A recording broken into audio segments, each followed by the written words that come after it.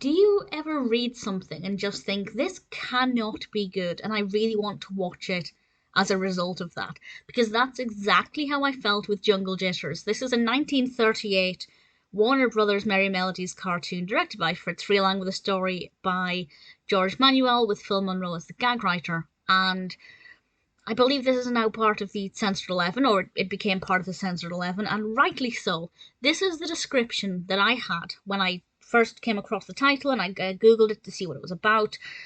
It says, it starts out with a tribe of African cannibals imitating Native Americans. How can that be right? How in any world did they think that that was a good thing to do? Depictions of cannibal characters are usually really horrific, certainly in the 30s. Very fascinating, very peculiar, and, from an analytical perspective, really interesting, but not exactly friendly. And then you have these characters imitating Native Americans and kind of behaving in very stereotypical ways.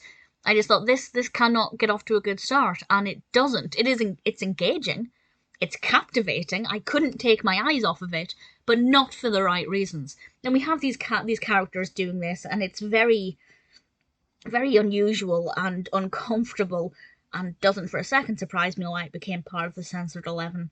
Some of the Censored 11 cartoons, is worth pointing out, were actually co-created by black individuals. A lot of black people actually praised some of them, not all of them, that has to be said. But some of them are actually just slightly stereotypical celebrations of black culture and certain types of jazz music and things. But you look at Jungle Jitters and you think, I would be very surprised if there was a black person or a cannibal person on the crew, because none of these depictions are, you couldn't look at this and think, no, they're just celebrating these differences in culture. This is, I'm like, no, not everything is racist just because it has black characters, but certainly with this, you cannot pussyfoot around it. It is horrendous, and it's unfortunately really compelling as a result of that. I could not stop watching it. After that weird introduction, we have a scene where these cannibals are on a merry-go-round, very brightly coloured merry-go-round. Bearing in mind they're in a kind of jungle setting.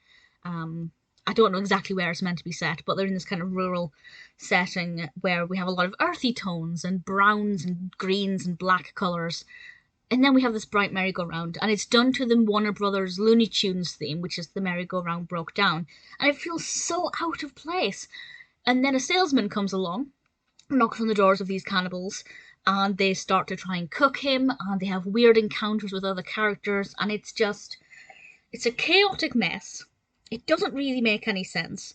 Even if it wasn't racist, the actual narrative is just all over the place. And it's like they just threw all of these different aspects into one giant melting pot and tried to come up with something creative, but what they actually came up with was a very racist, very offensive, to probably a lot of people, utter mess. And honestly, there's very little about this that I can praise, and usually I'm pretty good at finding some positives in even the most bizarre, ill-formed cartoons, but honestly, I'm really struggling. I guess it's consistent in its animation style. Credit where credit is due. I'm really clutching at straws here. I would say check it out for the right reasons, by which I mean to look at how not to do animation, how not to depict certain individuals, and as an interesting piece of history. We learn from history. If we ignored history, history would repeat itself. So it's interesting in that regard, but just be warned that, in my opinion, of all of the Warner Brothers cartoons that I've seen so far, I'd say I've seen maybe 70% of their catalogue, give or take. This is by far the one that made me surprised the most. Jungle Jitters is definitely an interesting experience, to say the least.